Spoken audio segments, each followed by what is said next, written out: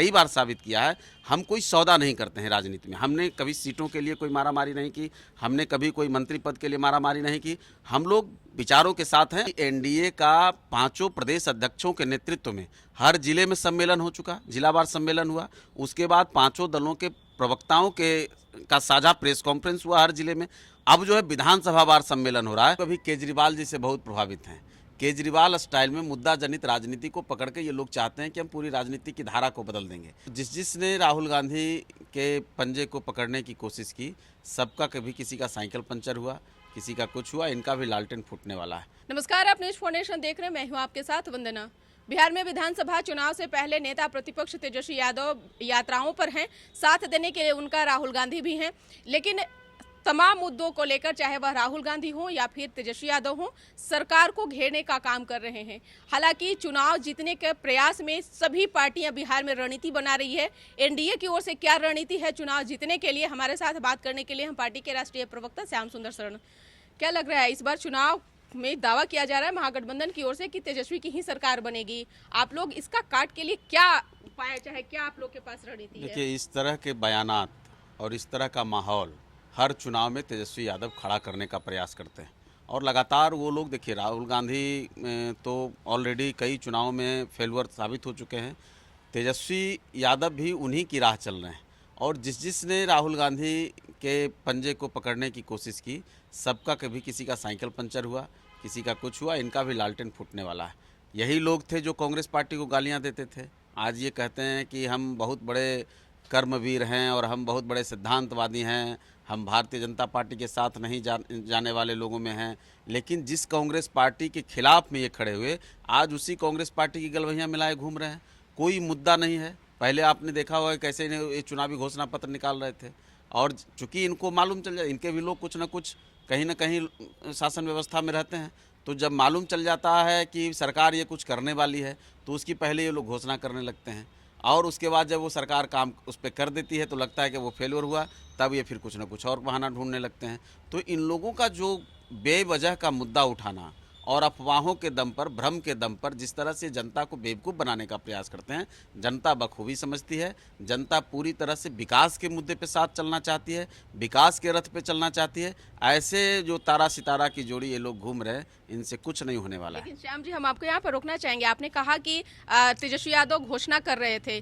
तेजस्वी यादव ने तर्कस का बांध खुद तर्कस में भी रख लिया है। वो मैनिफेस्टो अचानक से फूटेगा, वो इसलिए नहीं अब आप लोगों को बता रहे हैं, क्योंकि उनका कहना है कि आप तो अब उन्हीं के एजेंडों पर काम करने लगे हैं। बिजली हो, फिर पेंशन योजना जो भी हो, वृद्धा पेंशन की जो बात आप लोगों ने कहा 1100 रुपये आप लोगों ने की है, चाहे वो गैस सिलेंडर की बात हो, आप लोग चोरी कर रहे हैं उनके एजेंडे को ना, इसलिए वो कह रहे हैं। देखिए, अभी तो वो राजनीतिक रूप से पूरी तरह से परिपक्वता उनको हासिल करनी पड़ेगी। राजनीति 2 तरह की होती है, एक विचारधारा की राजनीति होती है, एक मुद्दा जनित राजनीति होता है। तो ये लोग अभी केजरीवाल जी से बहुत प्रभावित हैं। केजरीवाल स्टाइल में मुद्दा जनित राजनीति को पकड़ के ये लोग चाहते हैं कि हम पूरी राजनीति की धारा को बदल देंगे। लेकिन वो बहुत शॉर्ट चीज़ होता है, उसकी उम्र ज़्यादा होती नहीं। आपने किसी मुद्दे को पकड़ा, वो मुद्दा अगर ख़त्म तो फिर आपकी बात ख़त्म, आपके पीछे जो लोग हैं वो ख़त्म। तो सारे चीज़ों पे आप जब गौर करेंगे तो ये इनके पिटारे में वो जो मैनिफेस्टो की आप बात करते हैं, हर चुनाव के मैनिफेस्टो को आप उठाकर देख लें।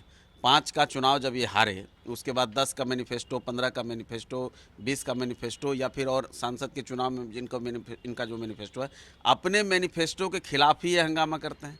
इन्होंने कहा था ना कि सवर्णों को भी हम आरक्षण देंगे। 2010 का इनका मैनिफेस्टो उठा लीजिए। उस समय तेजस्वी यादव की पैदाइश नहीं हुई थी राजनीति में।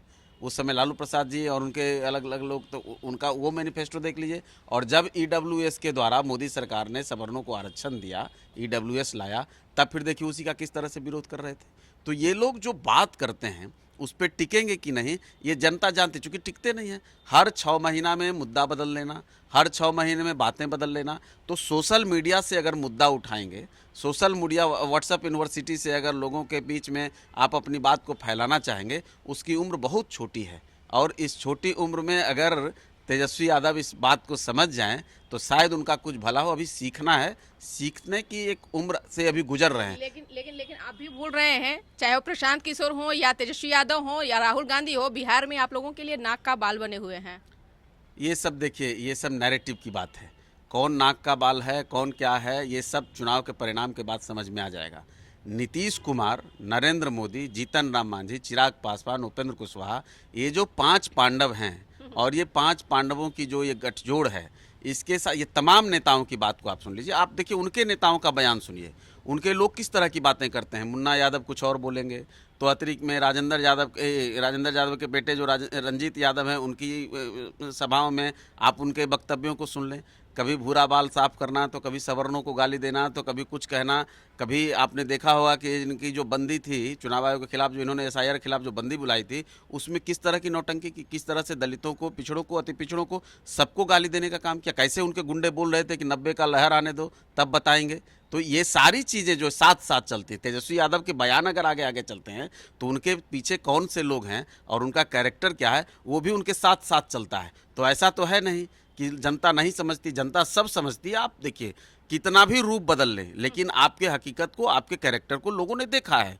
90 से लेकर 2005 का वो खून खच्चर का जो दौर था, वो जिसको जंगल राज हाईकोर्ट ने कहा, जो कंस राज और रावण राज से भी भारी था, उसको लोग आज भी नहीं भूलेंगे। इसलिए नहीं भूलेंगे कि तेजस्वी यादव किताबों में कुछ, अपने बयानों में कुछ, लेकिन कैरेक्टर में कुछ और रखते हैं, ये सब जानता है। लेकिन सवाल यहाँ पर यह है कि आप जिन 5 दलों का नेताओं का नाम ले रहे थे, जीतन राम मांझी का, उपेंद्र कुशवाहा हो, चिराग पासवान हो, नीतीश कुमार हो, या फिर नरेंद्र मोदी हो, या फिर बिहार में भी दिलीप जायसवाल हैं, अभी नेतृत्व कर रहे हैं। लेकिन सवाल यहाँ पर यह है कि जिस तरह से महागठबंधन की ओर से वोट अधिकार यात्रा निकाली गई, उसके काट में NDA की ओर से कार्यकर्ता वार सम्मेलन जो है आप लोगों ने शुरुआत किया है, क्या उसमें हम पार्टी का भी सहयोग रहेगा? क्योंकि नेताओं के लिस्ट में तो आप लोगों की नाम नहीं है, चाहे उपेंद्र कुशवाहा हो, चिराग पासवान हो, जीतन राम मांझी हो, कहाँ गायब हैं लिस्ट से? नहीं, ये पता नहीं कहाँ से आपको, हमारे पास जो लिस्ट है और जो NDA का कार्यकर्ता सम्मेलन हो रहा है, उसमें 5 दलों के लोग हैं। भारतीय जनता पार्टी और जनता दल यूनाइटेड से 2 नेता हैं और बाकी तीनों पार्टियों से 1 नेता हैं। हर जगह आज हम तो कल भी हम वाल्मीकि नगर में सभा करके आए हैं, आज भी कहीं और था, कल भी कहीं और है, सब सारी पार्टियों के लोग। और ये आज नहीं है, ये उनकी यात्रा के बाद नहीं हुआ है। आपको ध्यान होगा कि NDA का 5 प्रदेश अध्यक्षों के नेतृत्व में हर जिले में सम्मेलन हो चुका, जिलावार सम्मेलन हुआ। उसके बाद 5 दलों के प्रवक्ताओं का साझा प्रेस कॉन्फ्रेंस हुआ हर जिले में। अब जो है विधानसभा वार सम्मेलन हो रहा है और उसमें 5 दलों के लोग हैं। कहीं से भी कोई ऐसा नहीं है कि कोई नहीं है, कोई है, सभी लोग हैं, सभी पार्टी के लोग हैं। और ऐसा क्यों लोगों में ये है कि बस 2 ही बीजेपी और जदयू ही दिखेगी, बाकी 3 लोग गायब रहेंगे इस चीज से? नहीं, ये देखिए नैरेटिव सेट करने की कोशिश, ये देखिए सोशल मीडिया से जो चीज़ें प्रचारित की जाती हैं, ज़मीन पर हकीकत कुछ और होता है। हम तो कह रहे हैं, हमारे पास लिस्ट है, आप कहें तो हम दिखा दें। 14 टीम बनी है और 14 टीम अलग अलग क्षेत्रों में जाकर के सम्मेलन कर रहा है और 14 टीम में सभी पार्टियों के लोग हैं। मैंने कहा भारतीय जनता पार्टी, जनता दल यूनाइटेड चूंकि बड़ी पार्टी है, उनके मंत्रियों की संख्या है, उनके नेताओं की जमात है, तो उनके जमात से 2 नेता हैं और बाकी तीनों दलों से 1 नेता हैं। सभी का साझा कार्यक्रम चल रहा है। एक अलग लिस्ट सामने आई है श्याम जी, उसमें केंद्रीय स्तर के नेता हैं और बिहार में जो भी केंद्र में मंत्री बनाए गए हैं वो भी इसमें शामिल हैं। उसमें आपके पार्टी से, चिराग पासवान की पार्टी से, उपेंद्र कुशवाहा की पार्टी से बड़े नेताओं की लिस्ट में नाम नहीं, तो फिर इसमें गलतफहमी है। क्या उसमें नरेंद्र मोदी जी का नाम, नीतीश कुमार जी का नाम आपको दिखता है क्या? तो हर पार्टी के जो शीर्ष नेतृत्व हैं, न उसमें नरेंद्र मोदी जी हैं, न उसमें अमित शाह जी हैं, न उसमें नड्डा जी हैं, न उसमें नीतीश कुमार जी हैं। तो शीर्ष नेताओं की जो एक जमात है, उनका जो तो चिराग पासवान जी उसी श्रेणी में है, जीतन राम मांझी जी भी उसी श्रेणी में है और उपेंद्र कुशवाहा जी भी उसी श्रेणी में। अपने अपने पार्टी के जो प्रमुख लीडर हैं, जो उस पार्टी के बड़े लीडर, बड़े चेहरे हैं, उनका नाम उसमें आपने नहीं देखा होगा। बाकी जो नेता हैं वो भी बड़े नेता हैं, लेकिन पद की एक बात होती है, पार्टी में हर पार्टी का एक शीर्षस्थ नेता होता है। तो उस शीर्षस्थ नेताओं को उस सम्मेलन से, चूँकि 243 विधानसभा है, अब बताइए जीतन राम मांझी जी कहीं गए, कहीं नहीं गए, तो उसका मैसेज लोगों को लगेगा कि हमारे पास नहीं आया, हमारे पास नहीं आया। तो शीर्ष नेताओं को उससे बचा के रखा गया है। फिर आप देखेंगे कि जब उससे बड़ी कोई सभा होगी तो बिना जीतन राम मांझी जी के कोई बिहार की राजनीति होती है क्या? ये लगता कभी है कि इस बार ये हम कभी पार्टी आपने को बड़ा हाथ लगेगा क्या सीट से लेकर के तमाम चीजों में? क्योंकि देखिए, आपकी हम मुस्कुराहट या फिर जो भी आप दे रहे हैं, प्रतिक्रिया दे रहे हैं, उससे तो लग रहा है कि आप लोगों की लॉटरी लग गई क्या देखिए, हम लोग ईमानदारी नरेंद्र से, मोदी के आने के बाद? नहीं, हम लोग ईमानदारी से, आपने जब से देखा होगा कि एनडीए में जब से हम लोग काम कर रहे हैं, हमारे नेता, हमारी पार्टी, हमने कहा ना कि विचारधारा की पार्टी और मुद्दों की पार्टी, दोनों में फ़र्क होता है। हम विचारों के साथ राजनीति करते हैं और हमारा विचार है गरीबों की सेवा, गरीबों का उत्थान, गरीबों का जो भी समस्या है उसका कल्याण।